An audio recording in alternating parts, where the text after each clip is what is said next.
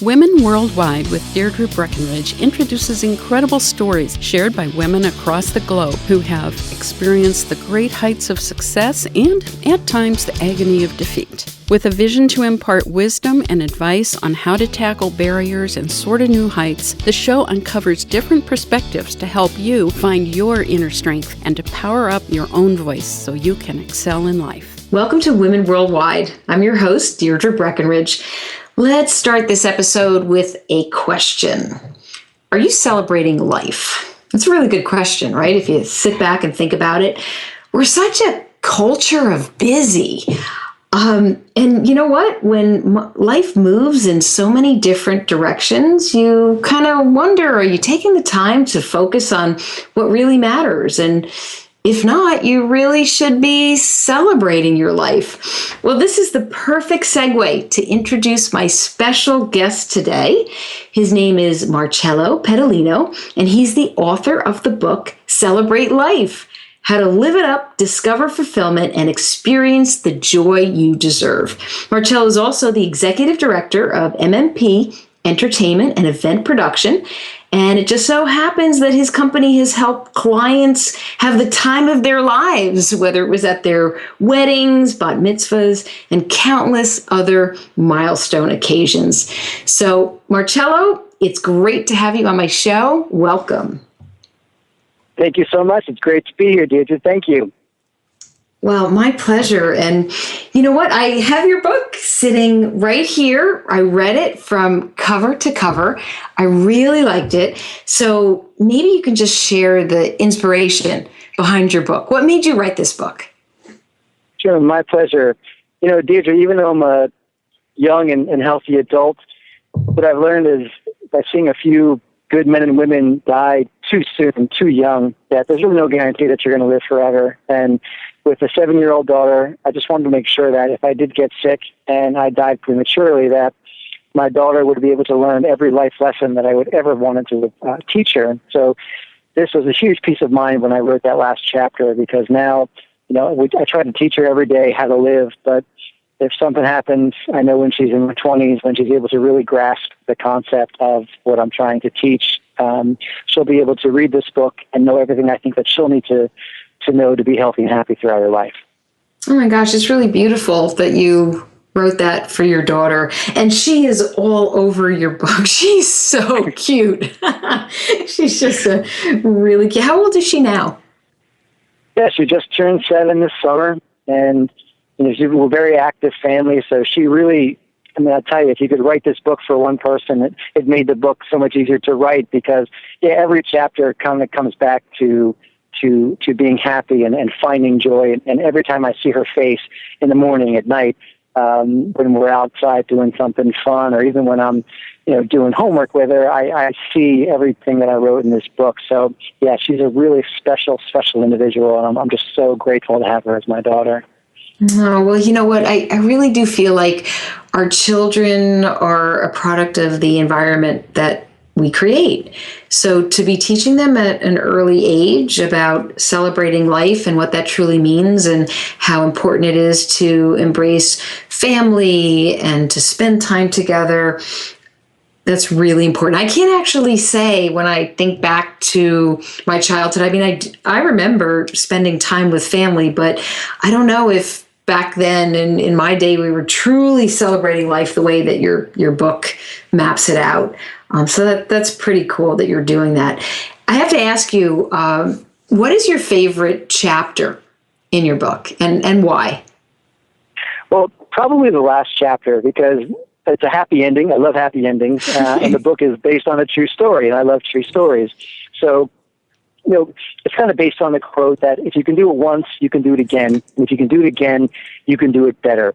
So the philosophy can apply to many aspects of your life. For me, it was relationship focused. You know, it took me 43 years to find my true companion, but it was really worth the wait, and I would do it all over again if I knew I'd end up where I am right now. And so that last chapter is about evolving as a from a personal and professional human being. So that's probably my favorite chapter because, I know the end of the book. I wrote the book, but there's sometimes when, I'll just kind of sneak a peek and I'll read that last chapter and just to make myself like, man, this is great. I'm actually living this life. So yeah, definitely the last chapter.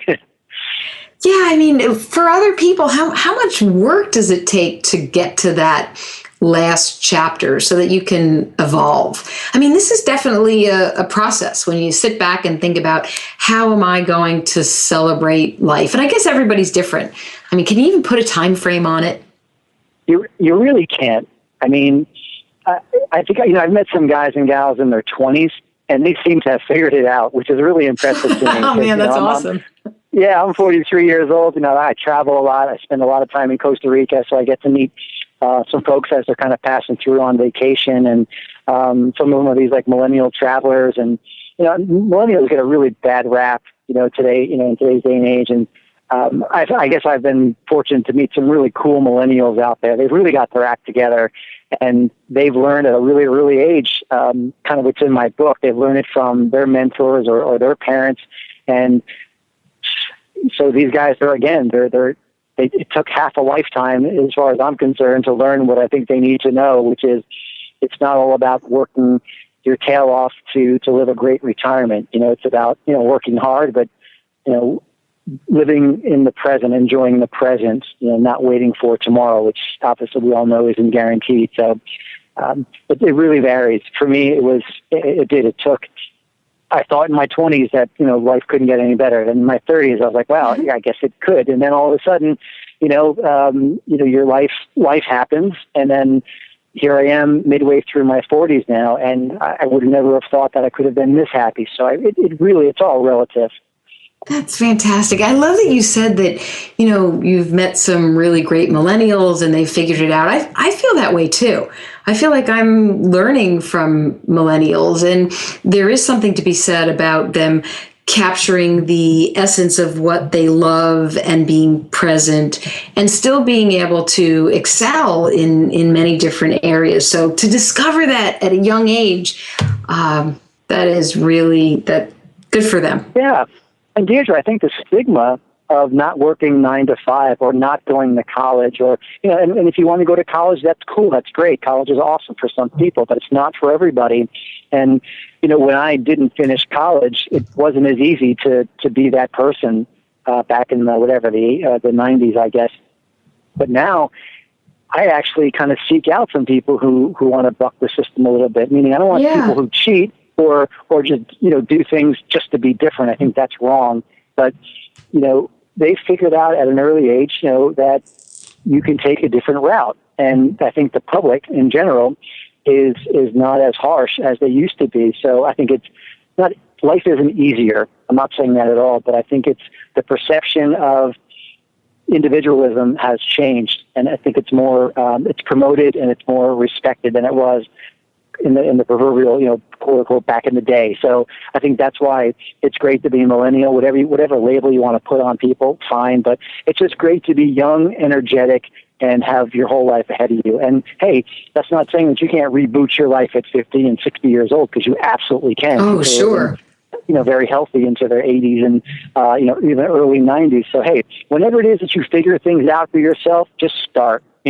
Don't think, I wish I was in my 20s again, because, it's not necessarily has to be the case. So, and it can't happen. You can never go back. Sure. You can only go forward. That's right. And I tell people all the time, it's just never too late to start. The only mistake you can make is not making a move. That right. Static position of being scared and not wanting to take that step. I think that's the worst position, someone can be in, because people think it feels safe, but it's a cop out, and it's more based on, the fear is not healthy. Just go for it, because otherwise you're going to regret it. Everybody I've talked to, and my own experiences included, you regret it. If you're that type who thinks, shoulda, woulda, or could I? Mm-hmm. You don't want to be in that position. I'd rather go for it and fail than have that awful unknowing of, I played it safe and maybe it could have worked out. No way. I don't want that at all. No, and you also speak to a society that is more open, because people can be themselves. And like you said, we're all different. You know, some are going to go to college, some are not going to go to college, some are whatever path you take. I'm going to totally steal this from one of my other guests, and I'm going to give her credit for this. She is a millennial leader. I just interviewed her. Her name is Megan Harris. She was so cool. She's a managing partner at Syzygy in New York. They're a digital global agency. And she said, and this will forever stay with me, that you have to be bold, be brave, and be yourself. And I think what you just said speaks to that. And millennials haven't figured it out.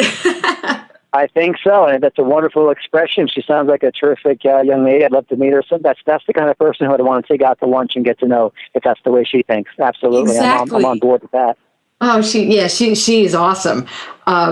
So I want to ask you something that you said in an earlier conversation, just pivoting a little bit, because this stuck with me. You said that you can sense negativity. And I find that really interesting. And I'm wondering, after reading your book, is that why you wrote the chapter, Keep Good Company? Absolutely. You know, I don't know, Deirdre, have you ever tried to stay positive or be productive or even just enjoy your lunch in the company of a person that's just full of drama and complaints?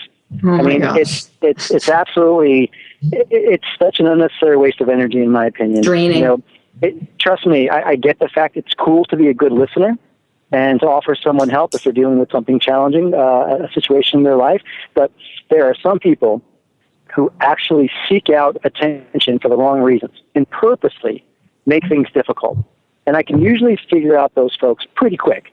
And social media makes it very easy to identify them because you wake up and I've got the camp who I'm really good friends with. They wake up and they're like, hey, win the day. They've got some cool yoga picture, or they're having a breakfast with their kids, or they're out for a great hike and they're like, oh, today's going to be great. Had a rough morning, but you know, I'm charged up, ready to hit things head on. And then you've got that other crowd who they're like, not another morning. I can't take it. The weather stinks. This stinks. That stinks. And I'm like, well, you know, keep it to yourself. But they can't keep it to themselves because they want other people to wallow in their misery. And misery loves company. Yes. And so I've got this radar, this negative energy radar that I put up. And, you know, I don't let those folks get too close. And like I said, I'm a good listener and I'm happy to help people. And people have been that way for me as well. But, you know, we give everybody in my circle of influence, we give everybody a 3-day kind of a grieving period whatever happened in your life, no matter how bad it was, personally and professionally, fine. Take a few days. You can cry, you can, you know, kick the wall or whatever you need to do. But after that, hey, snap out of it. You know, life is moving on here, onwards and upwards. Let's go. And we're going to help you, but you get over it. And because otherwise, there's that example that I'll never forget, this visual that someone had given me a long time ago. They said, you know, it's like throwing in a life preserver to help someone. You know, you think that's what it is, but in reality, for someone who does not want to be helped, you're actually throwing the anchor to them. So when you throw an anchor, you're going to go overboard and you're going to sink with it and with that person. So that's what I've always remembered. That's what I've always thought of. So that's why I wrote that chapter. It's a very, very important chapter. Oh my gosh, that was powerful. That visual of the anchor, and now everybody's going down. So I'm glad you shared that. In that chapter, so you talk about the VIPs in your life, which I'm going to ask you about, and then we'll get to the VDPs, which are the very draining people. But so the very important people, and you know, we decide actually who are the very important people that we want to surround ourselves with. So who are some of the VIPs in your life, and why do you keep these people around? Yeah, and it's actually, you know, the VIPs are, you know, very important, but they're also very inspirational. So it's actually very inspirational people and very draining people, the two opposite ends of the earth. So the VIPs, the very inspirational people in my life, the woman who actually coined the phrase for me, a very dear friend of mine and one of my mentors, Neen James, who I think you guys have connected since she's awesome. You and I first met. She's incredible. Yeah, incredible. Little powerhouse entrepreneur. Yeah, and she's going to be on the show. Oh, that's coming awesome. on the show. I'll certainly tune in for that, and I'll tell all my friends who I haven't already to tune in, because I'd love to see you guys together, because you guys are absolutely exciting. I think the world of you since I've been following you since we first got connected, and so I can just imagine you and Neen. Wow, that's a power lunch. That's a power podcast right there. Awesome. So Neen Neen James is my pleasure. Neen is a polished entrepreneur, and like I said, a dear friend who she inspires me to hustle, to work really hard. But also, if you know Neen, she also takes the time to enjoy the finer things in life, and she's not shy about it. And I love that. She doesn't worry about what everybody else thinks. So I remember talking to her about speaking engagements and whatnot, and she would say, "Look, when it comes to traveling, I want to be comfortable. I want to fly first class. I want to get picked up by a driver and know that it's going to be there." And she's very particular, and so she may charge X amount more dollars for her services, and she's worth every penny of it. But she just knows her worth, and she also knows what makes her comfortable and what's going to make her deliver the product that people expect from her. So I just love that she knows her value, she knows her worth, and she's not shy about asking for it, and she's proud when she gets it. And I love that she breaks barriers. She doesn't think about or talk about men versus women or this status versus that status. She just talks about be awesome and charge accordingly, and she'll go out on motorcycle rides. She'll take the Ferrari out. She'll go out for beautiful lunches. She'll buy herself a new pair of stilettos, and she looks ridiculous in them. And I love that about her. When I think of Neen James, when I see Neen James online or in person, I'm always charged up for at least 2 weeks, minimum 2 weeks on a Neen James chart. Well, you know what? I'll tell you, even after, I think we spoke for 30 minutes, I was energized for the rest of the day. Yeah. She gives you a lot of positive energy, and that speaks to wanting to have those people around you. So I can certainly see why Neen is a very inspirational person in your life. Right. But there's the opposite. Go ahead, please. No, I'm sorry. I was going to say, and then just, I talked about you are who you surround yourself with. So, Neen was the inspiration behind the VIP, VDP. Those are words from her books, and I took that and went with it. She gave me her blessing for that, which was great. But on a Neen does not live very close, so we're more on the phone. When we can catch up, But my best friend, the one I spend the most time with, we're personal friends and professional friends. She's another accomplished entrepreneur. So when I have business questions, she's there for me. We celebrate each other's successes. There's no competition, which is really, really great. Doesn't happen very often in a lot of relationships. Yeah, that's great. He happens to be married to a beautiful young lady, Kelly, his wife, who she broke off from corporate America to do her own thing, and she's loving it. And they're always doing something fun, and I learned so much from them. I learned about living it up from them. You know what they do? They have this great bar downstairs. He kind of built that man cave that people talk about. But the man cave together. Yeah, so it's like a couple cave. It's cool for both of them, and they have this bar that's got a glass top to it. And the reason it's clear is because underneath that bar top is all of the ticket stubs to like every show, every concert, every play, every movie, every festival that they've gone to. They've gone to like hundreds. So they've got this. I love that bar that they have, because every time they go down there, they see what they've done. They see that they've celebrated life. And so I've got those people in my immediate circle of influence. Those are my VIPs, my core VIPs.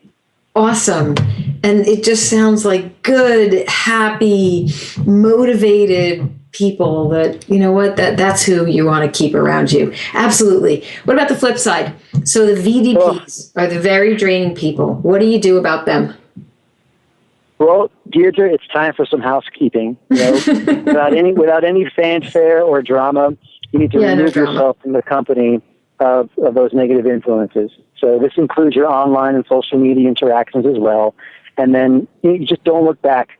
Focus on getting to know the VIPs within your reach. And I talk about it in the book. It's not that difficult to do. There's ways to do it, to seek out those VIPs. But with those VDPs, like I said before about the anchor, There's certain people just do not want to be helped. I appreciate anyone who makes the effort, and believe me, I've been on that. I've been there. I've really, really tried. And I've just realized that it's not just me. There's other good people, well-intended people have tried. And some people, whether it's addiction or whether it's other challenges that people deal with, sometimes you just can't help. And then your efforts start to affect your personal life, your family, your friends, and that's when you have to be smart about it. Unfortunately, you have to make an executive decision, which is not always easy, and you have to move forward. But VDPs are, I just have a very low tolerance for that. Going back to what we talked about before, I can sense negativity, and I just do not have a lot of patience when it comes to that. And that's okay. You learn in life that you can't make everybody happy. I try, sometimes to a fault, and I succeed a lot of times, which is great, but sometimes you learn that you just cannot make everybody happy. And you need to move forward. You got to do it. You got to do it. Yeah, I agree. And that chapter was, I think, a really powerful chapter. So that was definitely one of my favorites. Marcello, I'm going to ask you to hold all your thoughts. We're going to take a quick break, give some love to our sponsor. And in the next episode, Marcello will share how he overcomes big challenges and the steps to conquering any obstacles. You have been listening to Women Worldwide with your host, Deirdre Breakenridge. Segment 2 is coming right up. Creating brand loyalty requires a unique blend of strategic communications and innovative technology. Pure Performance Communications works with businesses to move their audiences from interest to action, giving you a roadmap that fosters deeper engagement and forges stronger relationships along the way. Visit us at pureperformance.com.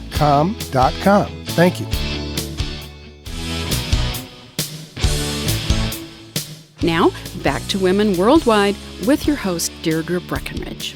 I'm Deirdre Breakenridge. Welcome back to the show.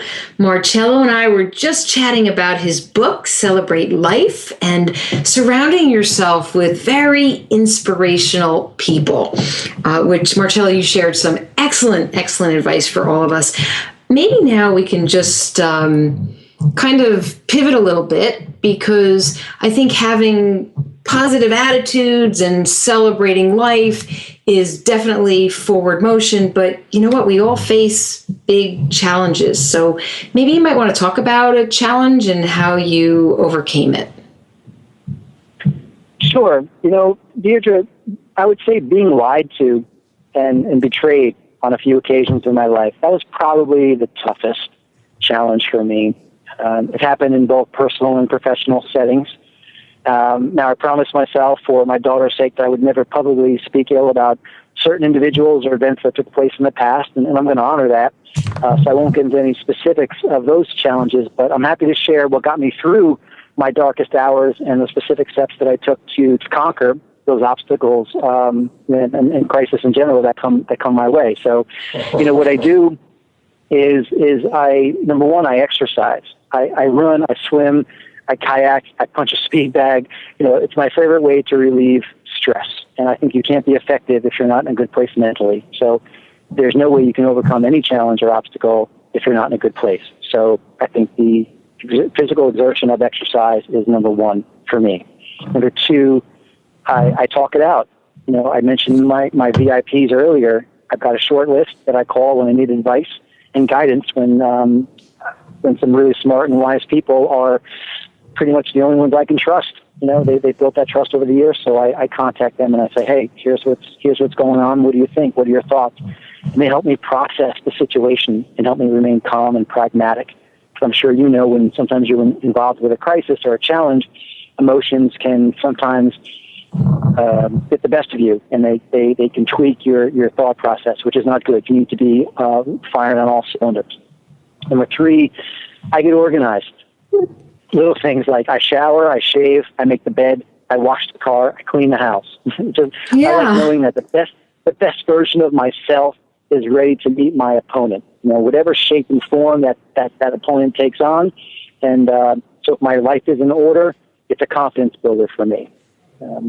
moving forward. Number 4 for me, to overcome a challenge or an obstacle, portion control. Believe it or not, being hyper-focused on nutrition and portion control prevents me from going down that slippery slope of emotional eating. So again, that kind of goes back to being in my best mental state. And I know that in the past, I've kind of blurred the line of, if I didn't have a great day or something, I just might go get a cheeseburger. I know it sounds funny, but it's a real thing. So I like to make sure that I get hyper-focused on making sure that I'm eating clean and doing my workout, because then it just helps me deal with those challenges. And then finally, number 5, finding a project that needs completing and getting it done.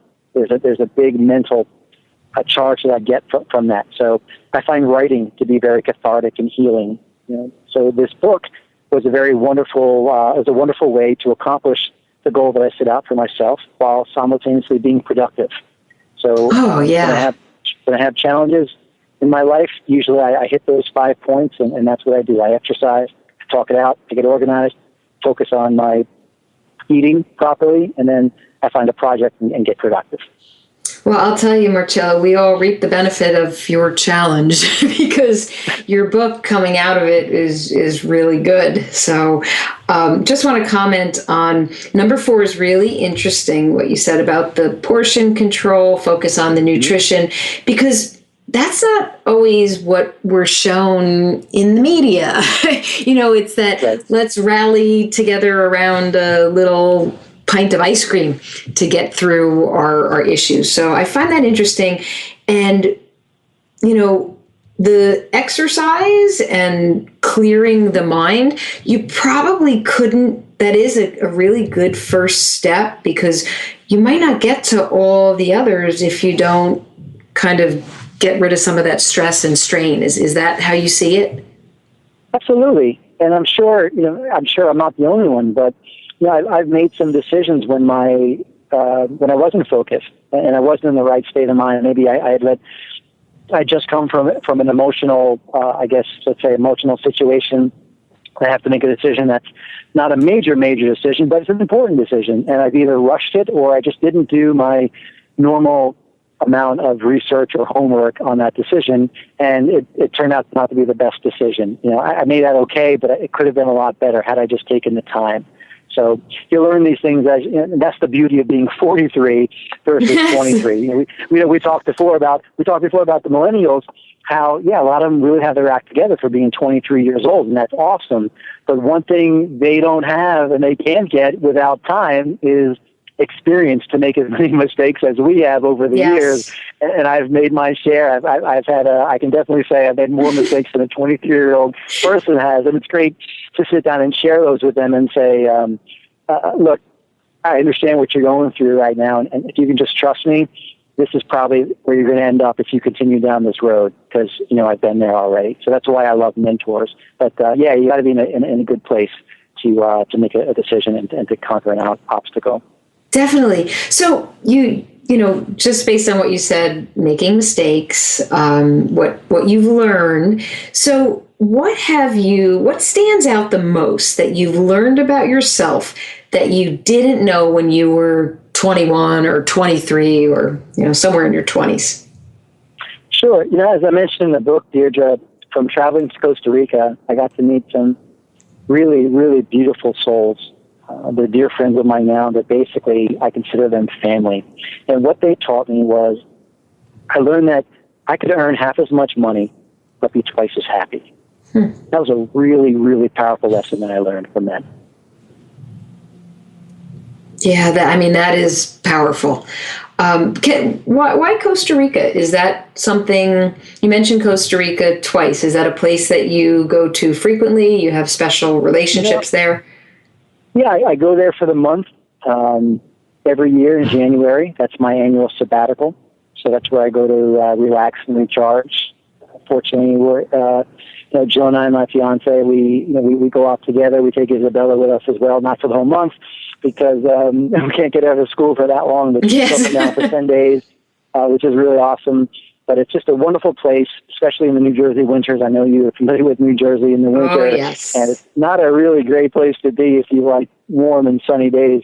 So I just found that from a surfing buddy a long time ago who recommended Puerto Rico to me. I came back from that. I said, Puerto Rico was awesome. What else you got? He's like, man, if you like Puerto Rico, go try Costa Rica. So I went to Costa Rica, and I've been there for, I think we're going on 17 years in a row now. It's just it's a direct flight from Newark, which makes it very convenient for me. And I've got a cool little condo that I've had for a while, right on the beach, Olympic-sized pool, the whole nine. Sounds Great amazing. people. The same people come back every year. So yeah, they taught me that, again, you can earn half as much money but be twice as happy. And then they also taught me another lesson that you can survive without watching TV, and it's okay not to make everyone happy. Those are kind of the three that I've learned from traveling down there specifically. But especially in these, I'm sure you know these news cycles going on right now with politics and all the other nonsense. You can really become a zombie, whether it's listening to it on the radio or watching it on TV. So one of my friends down there, I remember talking to him one day. One year I flew down there. I usually fly down right after New Year's Day. And I was like, whatever the big story was at the time, I'm like, hey, man, did you hear about this thing? And he's like, I haven't watched TV or listened to the radio in 14 years.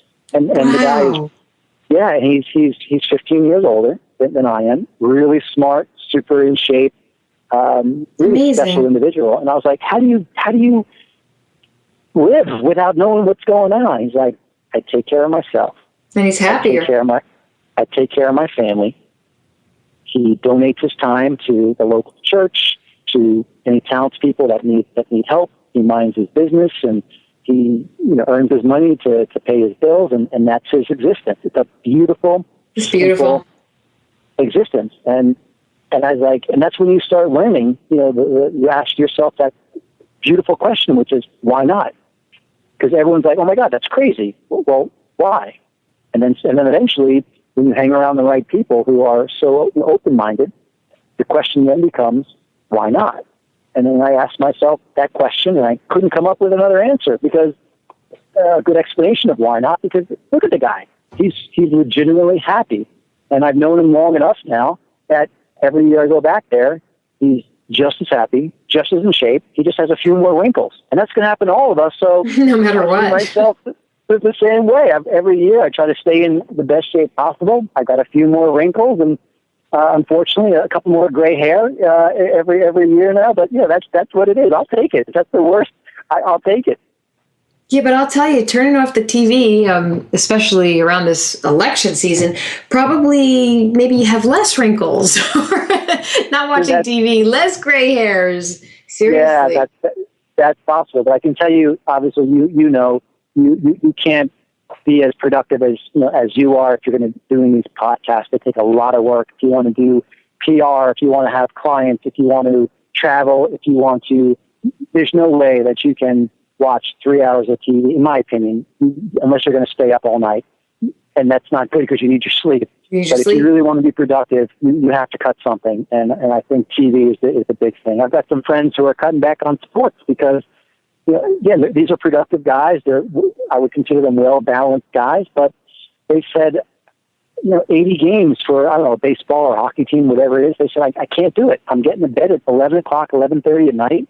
Yeah. And I just cannot be the fan that I want to be anymore. And what is it? It's like if they want to go to a game, take their kids, or just go by themselves with their girl or significant other or friends and enjoy a game out every now and then, good, go for it. But they said, I'm not going to make this commitment when there's really no return. I mean, it's fun to watch a game every now and then, but if you think of how much time it takes to be a sports fan or to be on Facebook and debate people, which is, again, this mind-numbing thing that certain people do, and you wonder why you have no time in your schedule. Well, hey, guess what?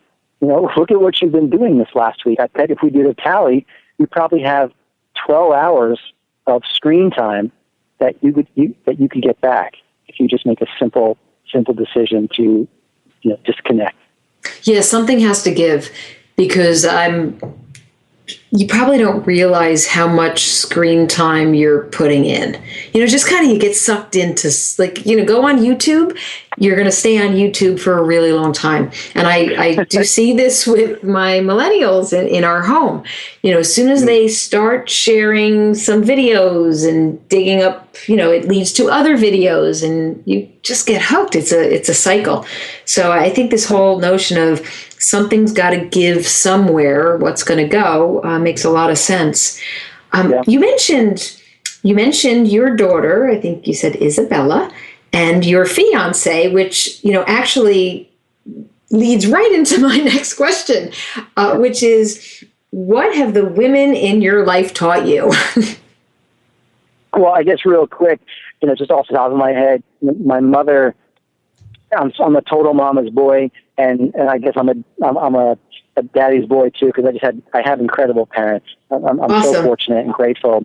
But as far as women go, just off the top of my head, my mother, she taught me about hospitality. I mentioned in my book, she's like Jackie O and who's Emily Post, the one who yes, I think manners so. And stuff. Mm-hmm. Yeah, I mean, she taught me about that and how to be a great friend. She's such a wonderful friend. She's the one who always, before there were these computer programs and Facebook reminders of whose birthday it was, my mother never forgot someone's birthday, or that's so nice. If they did something or accomplished something, she would always be the first one to send a card and taught me how to write thank you notes, not even, calling is good because you want to stand out, you want to make it sincere, handwrite it, and, make it the best you can. If you have sloppy handwriting, doesn't matter. Just handwrite it, it'll mean more, do it. And she, back in the day, she was a Dale Carnegie girl, so she learned about cold calling, and boy, she wasn't afraid of anybody. Wow. And her sales numbers proved it, and she just was not afraid to put the work in, so she was a huge influence on me. Oh, your mom sounds awesome. Yeah, she really is. She would be good on your show probably someday, because she's sent her my way. the old school generation, Then my sister, I have an older sister. I do mention her briefly in the book. She taught me simply that smiling and being likable, will take you a long way. And she taught me a lot of other things than that. But when I think of my sister quickly, I think of her smile. She's got the same blue eyes that I do. And when you look at her and she's so friendly, you just want to either help her or you want to you're nice. Your life is better because you just hung out with her for a few minutes. That's just the way she is. And so she taught me to smile and be likable. And then I should mention my fiance. If you think about the book and then I guess this podcast interview, Jill has taught me it's okay to trust again, and that's a big lesson. If there's any young listeners out there who have not been, let's say, involved in a personal or professional relationship where they've been lied to or betrayed before, I hate to tell you this, but it's just a matter of time because it happens to everybody. Right. But you shouldn't be, which is where I can tend to go sometimes. I wear my heart on my sleeve and I'm very passionate and I don't care for it. I'm really let down and disheartened when people do that to me, but you can't live in a cocoon for the rest of your life and say, I'm never going to get into a relationship or I'm never going to trust anybody again. Cause you kind of feel like that. You want to protect yourself. But, Jill has taught me that it's okay to trust again. And that was a big lesson. So I'm grateful for that. Well, you have some great women in your life. I do. Lots of, you're very fortunate. And you know what? They all sound lovely. Marcello, I was thinking about challenges before, and you just mentioned kind of being able to trust again. And some people, when something happens that has such a negative impact, it does take time. But what advice would you maybe give them if they feel stuck, if they can't bounce back, whether they've had this personal or professional relationship where they've been betrayed or something? It could be really large or really small. What would you say to them? How do you get unstuck? I would say, read my book. But all joking aside, I would say, look at your circle of influence. Have you defined your purpose? I would say, look at what are you eating and how much are you sleeping? I know that may not be a conventional answer, but I would say, look at those couple of things. especially the first two in that order. And if you want to overcome your obstacles, you're going to have to at least get those 4 categories on point. You have to be hanging around with the right people who are going to be supportive, but also be honest with you. They're not going to tell you necessarily what you want to hear. They're going to tell you what you need to hear. Your purpose, if it's not clearly defined, meaning if you're just wallowing in some kind of misery, but okay, fine. But do you have any idea once you get out of that misery, what direction you want to head? Like what professionally or personally, what is it? What is your goal? Because if you don't have that clearly defined, then you're just going to be wandering. And that's no good because you need, in my opinion, I think you need a goal, a purpose. Yeah, we always need purpose. Of direction, yeah.